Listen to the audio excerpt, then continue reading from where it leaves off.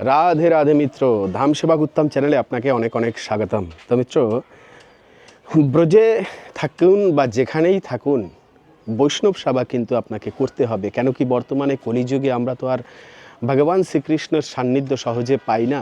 তাই তার ভক্তদের সেবা করা মানে হলো ভগবানের সান্নিধ্য লাভ করা। কেন কি ভগবান যাদের নিকটে থাকেন তারা হলো শুদ্ধ ভক্ত।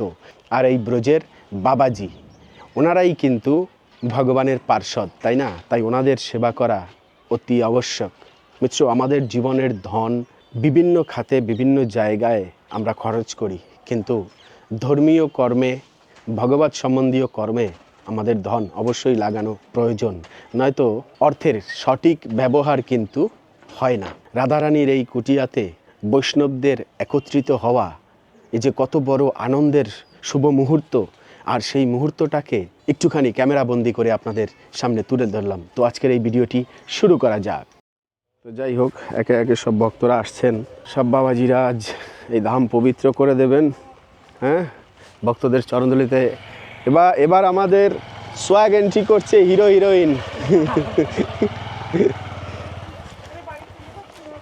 তারপরে সব কুশল মঙ্গল তো? হ্যাঁ, সব বন্ধ, যা করতাম সব বন্ধ, সব বন্ধ করে দিয়েছে। 6 মাস হয়ে গেছে, কিচ্ছু করি না।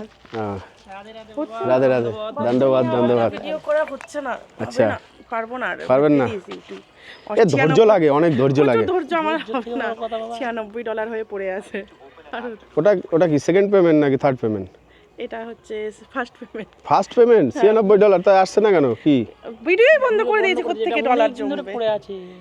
এই 4-5 মাস হয়ে গেল, তারপরে করি না বাচ্চার জন্য। আর হবে না আমাদের। একটা বাচ্চা নিয়ে, কেন বাচ্চা নিয়ে জীবনের উপর যে হয়, এখন আলাদা বাড়িতে গেছি, আরো আলাদা ভাড়া বাড়িতে গেছি। আচ্ছা, ওখানে ঠাকুর সেবা, রান্না বান্না, বাচ্চা নিয়ে আর সম্ভবই না। মুশকিল। ও তো প্রথমে আমি ওকে নিয়ে থাকি, আর তখন মা বাবার কাছে ছিলাম। এখন মা বাবার থেকে ভাই বিয়ে করবে, তো ওই জন্য সরে এসেছি। আচ্ছা আচ্ছা, তার জন্য আমাদের আর এখন আর হবে না। ও চলুন চলুন, ভিতরে চলুন। প্রচুর ধৈর্যের দরকার। না না, এখানে মিস্ত্রি কাজ জানে নাকি? এটা অফিস রুম। বাহ, দারুণ হয়েছে। কিন্তু আমার না, কিন্তু আমি ম্যানেজার। হ্যাঁ, কি একজন দাদা আছে। হ্যাঁ হ্যাঁ, নয়নদা আছে, উনি প্রপার্টিটা করেছেন মোটামুটি।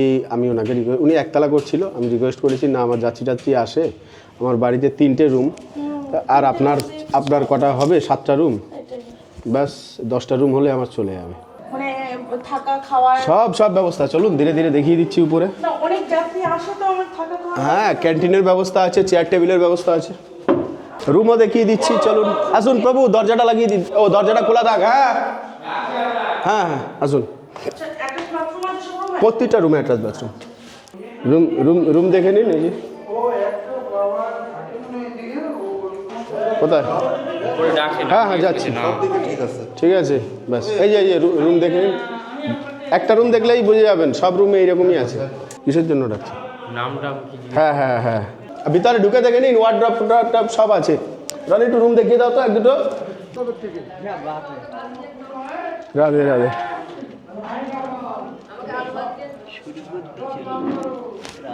রাধে রাধে। বাড়ি তো এখানে না, আরো সামনে না? না, এই পিছনেই তো।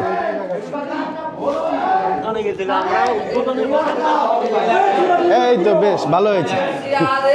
রাধে শ্যাম।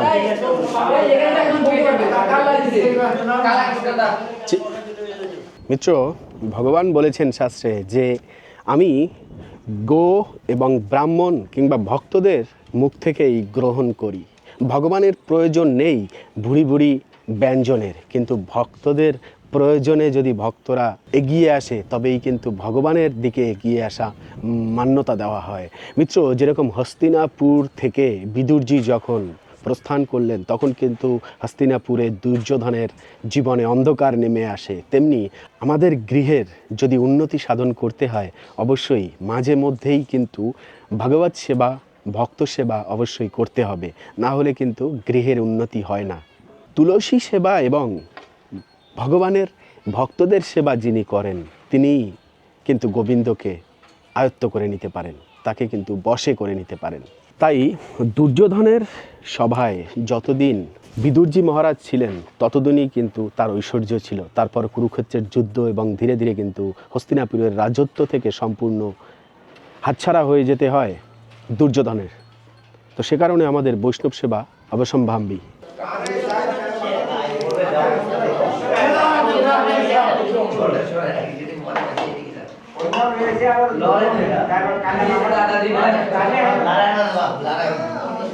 মিত্র, বর্তমান জগতে অনেকের কাছেই কিন্তু কোটি কোটি টাকা, কোটি কোটি ধন রয়েছে, অনেক ঐশ্বর্যের মালিক, কিন্তু কী দাম এই ঐশ্বর্যের যদি সেটা পড়ে থাকে এমনিভাবেই ব্যাংকের ভিতরে কিংবা কিন্তু কোনো পার্কিংয়ে যদি গাড়ি পড়ে থাকে, ধন বিভিন্ন জায়গায় ছড়িয়ে পড়লো, আর একটি সময় এমন আসে যখন এই পৃথিবী লোক থেকে চলে যেতে হয়, তার আগে নিজেদের ধন যদি ভক্ত সেবায়, গোবিন্দ সেবায়, কোনো মন্দিরে, কোনো শুভকর্মে লাগিয়ে দেওয়া যায়, তবে কিন্তু পরবর্তী জীবনে আবার গোবিন্দ খুব সুন্দর সাধু সেবার সুযোগ করে দেয়। আর তা শুধু আমাদের পারমার্থিক উন্নতি করে না মিত্র, গোবিন্দের কাছে পৌঁছে যেতে সাহায্য করে এই ভগবত সেবা, বৈষ্ণব সেবার মাধ্যমে।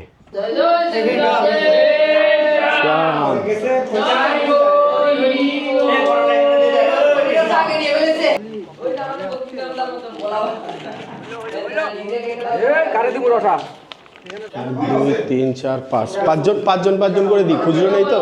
হ্যাঁ, খুচরো তো বাবা নেই, খুচরো তো কম হয়ে যাচ্ছে। পাঁচজন করে ভাগ করে নিয়ে নেবেন। হ্যাঁ, আরে দিয়ে, আরে ভগবান, যাবেন তো সবাই একসাথেই। তাহলে এই খুলনায় হবে না বাবা, খুলনায় হবে? তাহলে দেন 1000টা, তাহলে তো আর কোনো সমস্যা নেই, দিচ্ছি বাবা।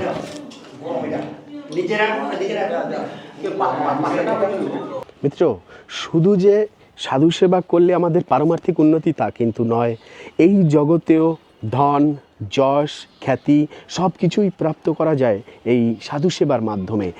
ধন যে পরিমাণ অন্যের জন্য খরচ করা হয় তার থেকে দ্বিগুণতম বেশি হয়ে কিন্তু আমাদের জীবনে আবার রিটার্ন আসে।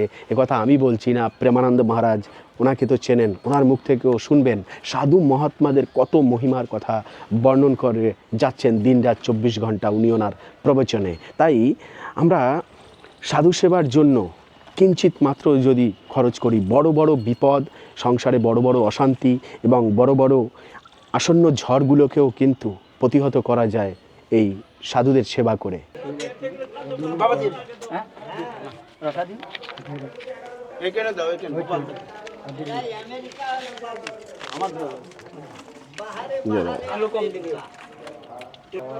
ভক্ত আরো ফোন করে আসতে বলেন বাবা, প্রসাদ কিন্তু অনেক রয়েছে।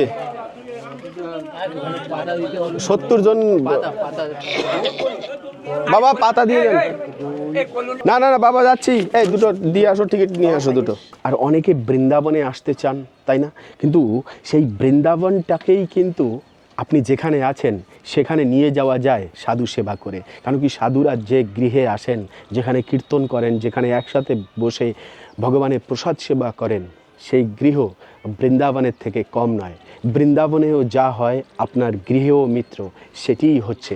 তার মানে হলো স্বয়ং আপনার গৃহে আজ বৃন্দাবন প্রকট হয়ে গিয়েছে এই সাধু মহাত্মাদের আগমনের ফলে।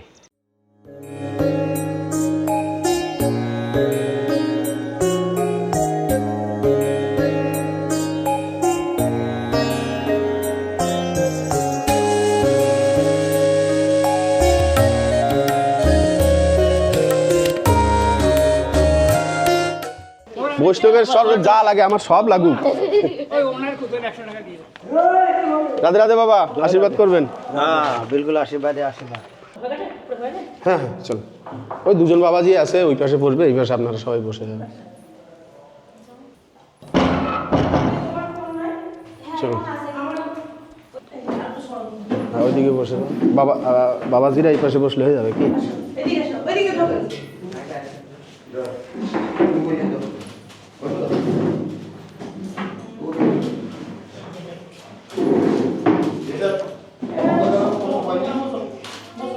এটা তো সিস্টেম হলো ওই মাছির জন্য ক্লোজার লাগিয়েছি আর কি।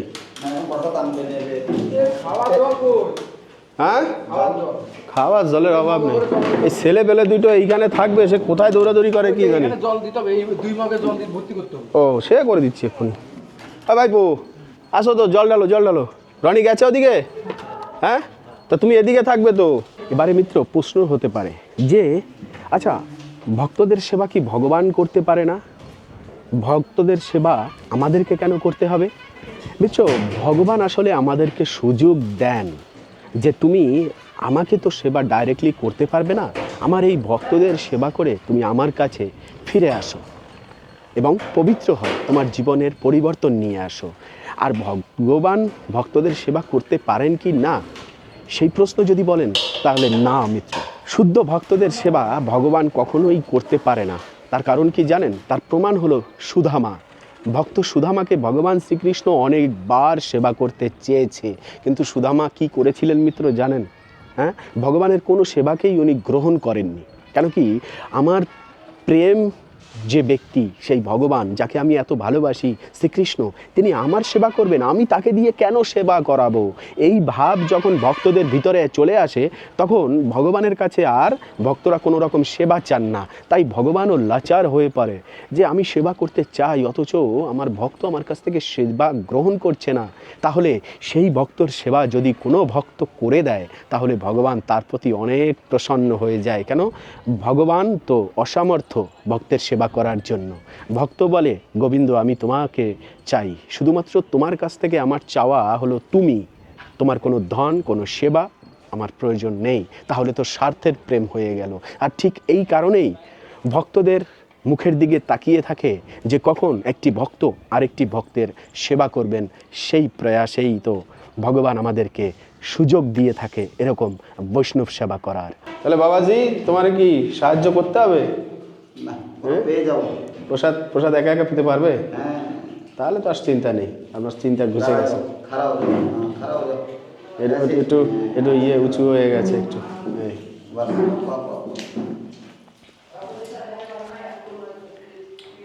তাহলে মাতাজি, রাধা রানী যা জুটিয়েছে পেট ভরে পাবেন প্রসাদ। কি কিন্তু একে একে পাওয়াতে হবে তো। হ্যাঁ, শুধু পকোড়া পাবে। কোনটা কোনটা? ইয়ে দেবে, বেগুনি দেবে আর একটা। একটা বেগুনের দাও। হ্যাঁ বাবা, একটা বেগুনি দিন এখানে। হ্যাঁ বাবা, একটা বেগুনি লাগবে, একটা বেগুনি দিন, একটা বেগুনি দিন।